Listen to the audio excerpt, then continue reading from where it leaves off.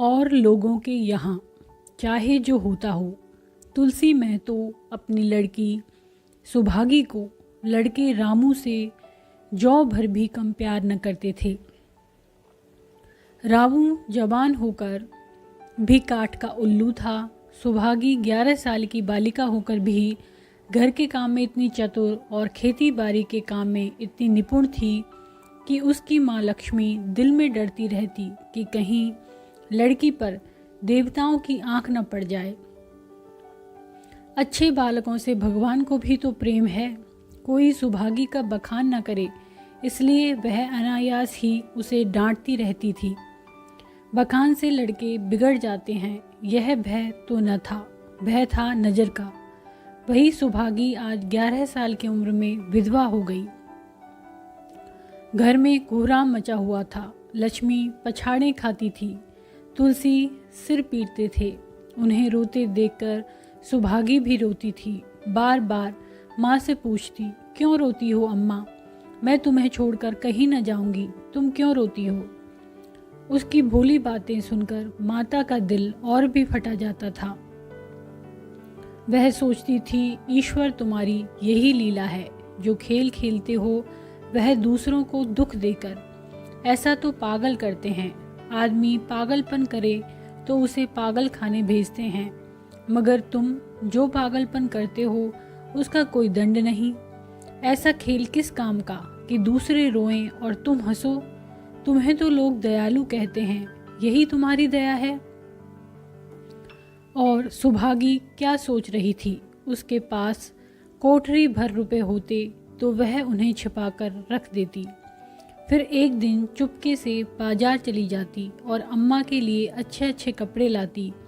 दादा जब बाकी मांगने आते तो चट रुपए निकाल कर दे देती।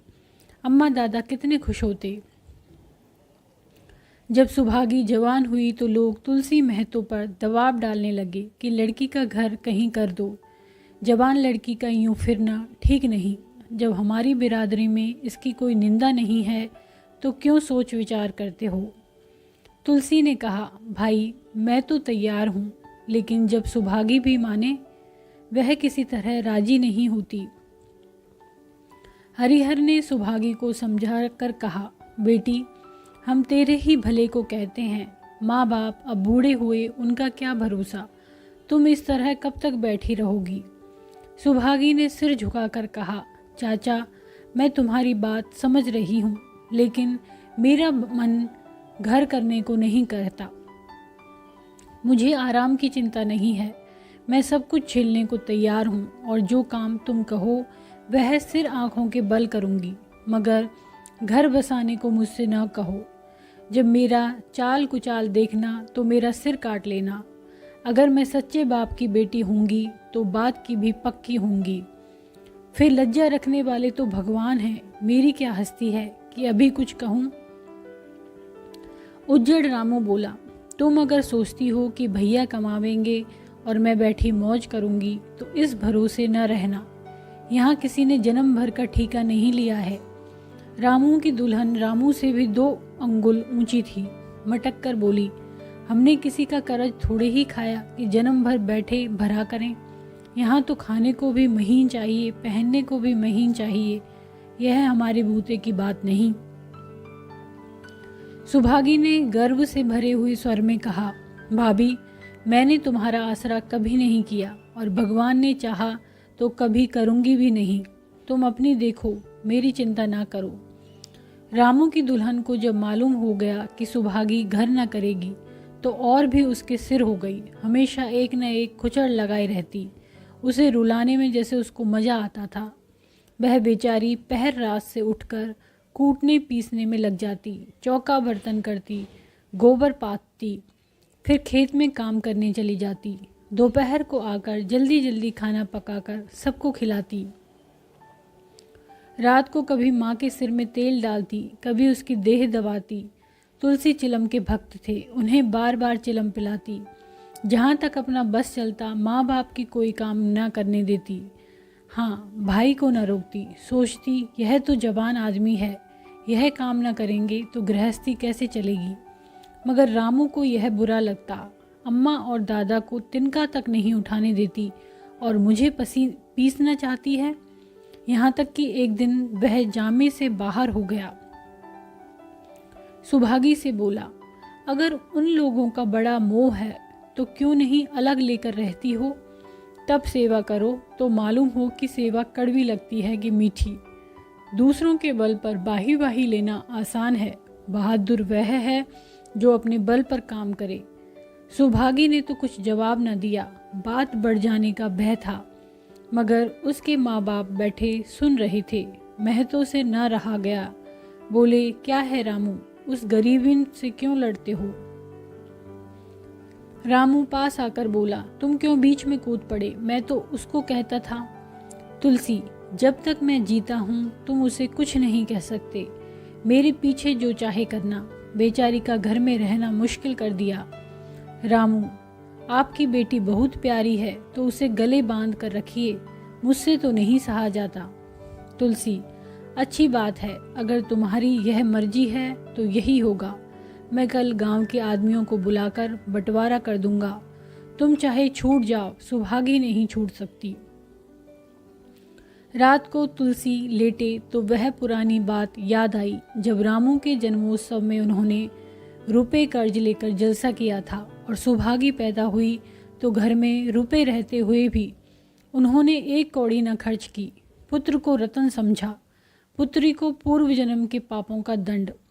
वह रत्न कितना कठोर निकला और यह दंड कितना मंगलमय। दूसरे दिन महतो ने गांव के आदमियों को जमा करके कहा, पंचों, अब रामू का और मेरा एक में निवाह न होगा।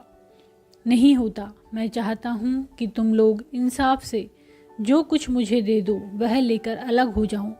रात दिन की किचकिच अच्छी नहीं। गांव के मुख्तार बाबू सज्जन सिंह बड़े सज्जन पुरुष थे। उन्होंने रामू को बुलाकर पूछा, क्यों जी, तुम अपने बाप से अलग रहना चाहते हो? तुम्हें शर्म नहीं आती कि औरत के कहने से माँ बाप को अलग किए देते हो? राम राम। रामू ने डिठाई के साथ कहा, जब एक में गुजर न हो तो अलग हो जाना ही अच्छा है। सज्जन सिंह, तुमको एक में क्या कष्ट होता है? रामू, एक बात हो तो बताऊं। सज्जन सिंह, कुछ तो बतलाओ। रामू, साहब, एक में मेरा इनके साथ निभाना होगा, बस मैं और कुछ नहीं जानता। यह कहता हुआ रामू वहाँ से चलता बना। तुलसी, देख लिया आप लोगों ने इसका मिजाज। आप चाहे 4 हिस्सों में 3 हिस्से उसे दे दें, पर अब मैं इस दुष्ट के साथ न रहूँगा। भगवान ने बेटी को दुख दे दिया, नहीं मुझे खेती बाड़ी लेकर क्या करना था? जहाँ रहता वहीं कमाता खाता। भगवान ऐसा बेटा 7वें बैरी को भी न दे। लड़के से लड़की भली जो कुलवंती होए। सहसा सुभागी आकर बोली, दादा, यह सब बांट बखरा मेरे ही कारण तो हो रहा है। मुझे क्यों नहीं अलग कर देते? मैं मेहनत मजदूरी करके अपना पेट पाल लूँगी। अपने से जो कुछ बन पड़ेगा तुम्हारी सेवा करती रहूँगी, पर रहूँगी अलग। यूं घर का 12 बांट होते मुझसे नहीं देखा जाता। मैं अपने माथे यह कलंक नहीं लेना चाहती। तुलसी ने कहा, बेटी, हम तुझे न छोड़ेंगे, चाहे संसार छूट जाए। रामू का मैं मुंह नहीं देखना चाहता, उसके साथ रहना तो दूर रहा। रामू की दुल्हन बोली, तुम किसी का मुंह नहीं देखना चाहते तो हम भी तुम्हारी पूजा करने को व्याकुल नहीं हैं। महतो दांत पीसते हुए उठे कि बहू को मारें, मगर लोगों ने पकड़ लिया।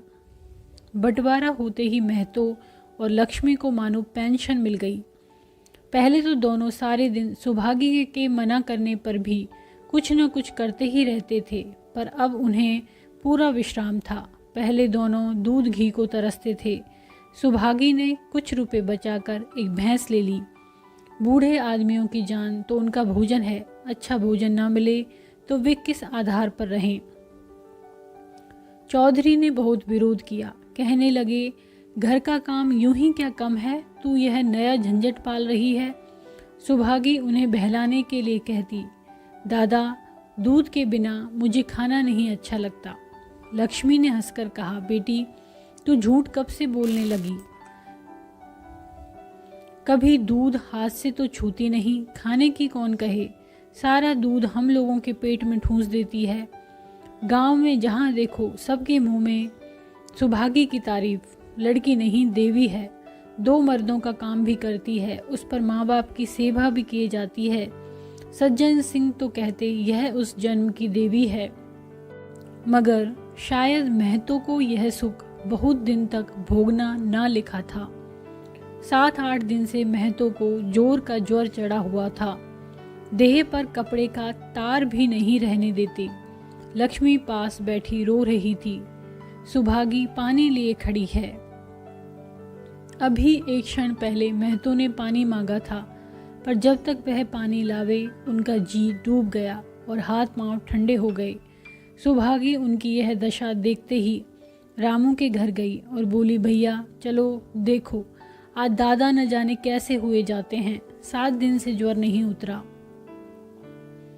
रामू ने चारपाई पर लेटे लेटे कहा, तो क्या मैं डॉक्टर हकीम हूँ कि देखने चलूँ? जब तक अच्छे थे तब तक तो तुम उनके गले का हार बनी हुई थी, अब जब मरने लगे तो मुझे बुलाने आई हो। उसी वक्त उसकी दुल्हन अंदर से निकल आई और सुभागी से पूछा, दादा को क्या हुआ है दीदी? सुभागी के पहले रामू बोल उठा, हुआ क्या है, अभी कोई मरे थोड़े ही जाते हैं। सुभागी ने फिर उससे कुछ न कहा, सीधे सज्जन सिंह के पास गई। उसके जाने के बाद रामू हंसकर स्त्री से बोला, त्रिया चरित्र इसी को कहते हैं। स्त्री, इसमें त्रिया चरित्र की कौन बात है, चले क्यों नहीं जाते? रामू, मैं नहीं जाने का, जैसे उसे लेकर अलग हुए थे वैसे उसे लेकर रहें, मर भी जाएं तो न जाऊं। स्त्री, मर जाएंगे तो आग देने तो जाओगे, तब कहाँ भागोगे? रामू, कभी नहीं, सब कुछ उनकी प्यारी सुभागी कर लेगी। स्त्री, तुम्हारे रहते वह क्यों करने लगी? रामू, जैसे मेरे रहते उसे लेकर अलग हुए और कैसे। स्त्री, नहीं जी, यह अच्छी बात नहीं है, चलो देख आवें, कुछ भी हो बाप ही तो है, फिर गांव में कौन मुंह दिखाओगे। रामू, चुप रहो, मुझे उपदेश मत दो। उधर बाबू साहब ने ज्यों ही महतो की हालत सुनी तुरंत सुभागी के साथ भागे चले आए। यहाँ पहुँचे तो महतो की दशा और खराब हो चुकी थी। नाड़ी देखी तो बहुत धीमी थी। समझ गए कि जिंदगी के दिन पूरे हो गए। मौत का आतंक छाया हुआ था। सजल नेत्र होकर बोले, महतो भाई कैसा जी है? महतो जैसे नींद से जागकर बोले, बहुत अच्छा है भैया, अब तो चलने की बेला है। सुभागी के पिता अब तुम ही हो, उसे तुम ही को सौंपे जाता हूँ। सज्जन सिंह ने रोते हुए कहा, भैया महतो घबराओ मत, भगवान ने चाहा तो तुम अच्छे हो जाओगे। सुभागी को तो मैंने हमेशा अपनी बेटी समझा है और जब तक जीऊँगा ऐसा ही समझता रहूँगा। तुम निश्चिंत रहो, मेरे रहते सुभागी या लक्ष्मी को कोई तिरछी आंख से न देख सकेगा, और कुछ इच्छा हो तो वह भी कह दो। महतो ने विनीत नेत्रों से देखकर कहा, और कुछ नहीं कहूँगा भैया, भगवान तुम्हें सदा सुखी रखे। सज्जन सिंह, रामू को बुलाकर लाता हूँ, उससे जो भूल चूक हो क्षमा कर दो। महतो, नहीं भैया, उस पापी हत्यारे का मुंह मैं नहीं देखना चाहता। इसके बाद गोदान की तैयारी होने लगी। रामू को गांव भर ने समझाया, पर वह अंत्येष्टि करने पर राजी न हुआ। कहा, जिस पिता ने मरते समय मेरा मुंह देखना स्वीकार न किया, वह मेरा न पिता है न मैं उसका पुत्र हूँ। लक्ष्मी ने दाह क्रिया की। इन थोड़े से दिनों में सुभागी ने न जाने कैसे रुपए जमा कर लिए थे कि जब 13 का सामान आने लगा तो गांव वालों की आंखें खुल गई। बर्तन, कपड़े, घी, शक्कर, सभी सामान इफरात से जमा हो गए। रामू देख देख जलता था और सुभागी उसे जलाने के लिए सबको यह सामान दिखाती थी। लक्ष्मी ने कहा, बेटी घर देखकर खर्च करो, अब कोई कमाने वाला नहीं बैठा है, आप ही कुआं खोदना और पानी पीना है। सुभागी बोली, बाबूजी का काम तो धूमधाम से ही होगा अम्मा, चाहे घर रहे या जाए। बाबूजी फिर थोड़े ही आवेंगे, मैं भैया को दिखा देना चाहती हूँ कि अबला क्या कर सकती है। वह समझते होंगे इन दोनों के लिए कुछ न होगा, उनका यह घमंड तोड़ दूंगी। लक्ष्मी चुप हो रही। तेहरी के दिन 8 गांव के ब्राह्मणों का भोज हुआ। चारों तरफ वाही वाही मच गई। पिछले पहर का समय था, लोग भोजन करके चले गए थे। लक्ष्मी थककर सो गई थी। केवल सुभागी बची हुई चीजें उठा उठा कर रख रही थी कि ठाकुर सज्जन सिंह ने आकर कहा, अब तुम भी आराम करो बेटी, सवेरे यह सब काम कर लेना। सुभागी ने कहा, अभी थकी नहीं हूँ दादा। आपने जोड़ लिया, कुल कितने रुपए उठे? सज्जन सिंह, वह पूछकर क्या करोगी बेटी? कुछ नहीं, यूं ही पूछती थी। कोई 300 रुपए उठे होंगे। सुभागी ने सकुचाते हुए कहा, मैं इन रुपयों की देनदार हूँ, तुमसे तो मैं मांगता नहीं। मैं तो मेरे मित्र और भाई थे, उनके साथ कुछ मेरा भी तो धर्म है। आपकी यही दया क्या कम है कि मेरे ऊपर इतना विश्वास किया। मुझे कौन 300 रुपये देता? सज्जन सिंह सोचने लगे, इस अबला की धर्म बुद्धि का कहीं बार पार भी है या नहीं। लक्ष्मी उन स्त्रियों में थी जिनके लिए पति वियोग जीवन स्रोत का बंद हो जाना है। 50 वर्ष के चिर सहवास के बाद अब यह एकांत जीवन उसके लिए पहाड़ हो गया। उसे अब ज्ञात हुआ कि मेरी बुद्धि, मेरा बल, मेरी सुमति, मानो सबसे मैं वंचित हो गई। उसने कितनी बार ईश्वर से विनती की थी, मुझे स्वामी के सामने उठा लेना, मगर उसने यह विनती स्वीकार न की। मौत पर अपना काबू नहीं तो क्या जीवन पर भी काबू नहीं? वह लक्ष्मी जो गांव में अपनी बुद्धि के लिए मशहूर थी, जो दूसरों को सीख दिया करती थी, अब बौरही हो गई थी। सीधी सी बात करते नहीं बनती। लक्ष्मी का दाना पानी उसी दिन से छूट गया। सुभागी के आग्रह पर चौके में जाती, मगर कौर कंठ के नीचे न उतरता। 50 वर्ष हुए, एक दिन भी ऐसा न हुआ कि पति के बिना खाए खुद खाया हो। अब उस नियम को कैसे तोड़े? आखिर उसे खांसी आने लगी। दुर्बलता ने जल्द ही खाट पर डाल दिया। सुभागी अब क्या करे? ठाकुर साहब के रुपए चुकाने के लिए दिलो जान से काम करने की जरूरत थी। यहाँ माँ बीमार पड़ गई, अगर बाहर जाए तो माँ अकेली रहती है। उनके पास बैठे तो बाहर का काम कौन करे? माँ की दशा देखकर सुभागी समझ गई कि इनका परवाना भी आ पहुँचा। महतो को भी तो यही ज्वर था। गांव में और किसी फुर्सत थी कि दौड़ धूप करता। सज्जन सिंह दोनों वक्त आते, लक्ष्मी को देखते, दवा पिलाते, सुभागी को समझाते और चले जाते। मगर लक्ष्मी की दशा बिगड़ती जाती थी, यहाँ तक कि 15वें दिन वह भी संसार से सिधार गई। अंतिम समय रामू आया और उसके पैर छूना चाहता था, पर लक्ष्मी ने उसे ऐसी झिड़की दी कि वह उसके समीप न जा सका। सुभागी को उसने आशीर्वाद दिया, तुम्हारी जैसी बेटी पाकर तर गई। मेरे क्रियाक्रम तुम ही करना। मेरी भगवान से यही अर्जी है कि उस जन्म में भी तुम मेरी कोख पवित्र करो। माता के देहांत के बाद सुभागी के जीवन का केवल एक लक्ष्य रह गया, सज्जन सिंह के रुपए चुकाना।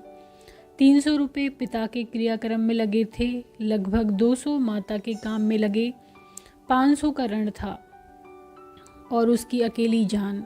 मगर वह हिम्मत न हारती थी। 3 साल तक सुभागी ने रात को रात और दिन को दिन न समझा। उसकी कार्यशक्ति और पौरुष देखकर लोग दांतों तले उंगली दबाते थे। दिन भर खेती बाड़ी का काम करने के बाद वह रात को 4-4 पसेरी आटा पीस डालती। 30वें दिन 15 रुपये लेकर वह सज्जन सिंह के पास पहुंच जाती। इसमें कभी नागा न पड़ता। यह मानो प्रकृति का अटल नियम था। अब चारों ओर से उसकी सगाई के पैगाम आने लगे। सभी उसके लिए मुंह फैलाए हुए थे। जिसके घर सुभागी जाएगी उसके भाग्य फिर जाएंगे। सुभागी यही जवाब देती। अभी वह दिन नहीं आया। जिस दिन सुभागी ने आखिरी किस्त चुकाई, उस दिन उसकी खुशी का ठिकाना न था। आज उसके जीवन का कठोर व्रत पूरा हो गया। वह चलने लगी तो सज्जन सिंह ने कहा, बेटी तुमसे मेरी एक प्रार्थना है। कहो कहूँ, कहो ना कहूँ, मगर वचन दो कि मानोगी। सुभागी ने कृतज्ञ भाव से देखकर कहा, दादा आपकी बात ना मानूंगी तो किसकी बात मानूंगी? मेरा तो रोया रोया आपका गुलाम है सज्जन सिंह। अगर तुम्हारे मन में यह भाव है तो मैं न कहूँगा। मैंने अब तक तुमसे इसलिए नहीं कहा कि तुम अपने को मेरा देनदार समझ रही थी। अब रुपए चुक गए। मेरा तुम्हारे ऊपर कोई एहसान नहीं है, रत्ती भर भी नहीं। बोलो कहूँ? सुभागी, आपकी जो आज्ञा हो। सज्जन सिंह, देखो इनकार न करना, नहीं मैं फिर तुम्हें अपना मुंह न दिखाऊंगा। सुभागी, क्या आज्ञा है? सज्जन सिंह, मेरी इच्छा है कि तुम मेरी बहू बनकर मेरे घर को पवित्र करो। मैं जात पात का कायल हूँ, मगर तुमने मेरे सारे बंधन तोड़ दिए। मेरे लड़का तुम्हारे नाम का पुजारी है, तुमने उसे बारहा देखा है। बोलो, मंजूर करती हो? सुभागी, दादा इतना सम्मान पाकर पागल हो जाऊंगी। सज्जन सिंह, तुम्हारा सम्मान भगवान कर रहे हैं बेटी, तुम साक्षात भगवती का अवतार हो। सुभागी, मैं तो आपको अपना पिता समझती हूँ, आप जो कुछ करेंगे मेरे भले के लिए ही करेंगे, आपके हुक्म को कैसे इनकार कर सकती हूँ। सज्जन सिंह ने उसके माथे पर हाथ रखकर कहा, बेटी तुम्हारा सुहाग अमर हो, तुमने मेरी बात रख ली, मुझसे भाग्यशाली संसार में और कौन होगा। यदि आपको ये कहानी पसंद आती है तो आप इसको लाइक करें, चैनल को सब्सक्राइब करें, कमेंट करें और शेयर करें। धन्यवाद।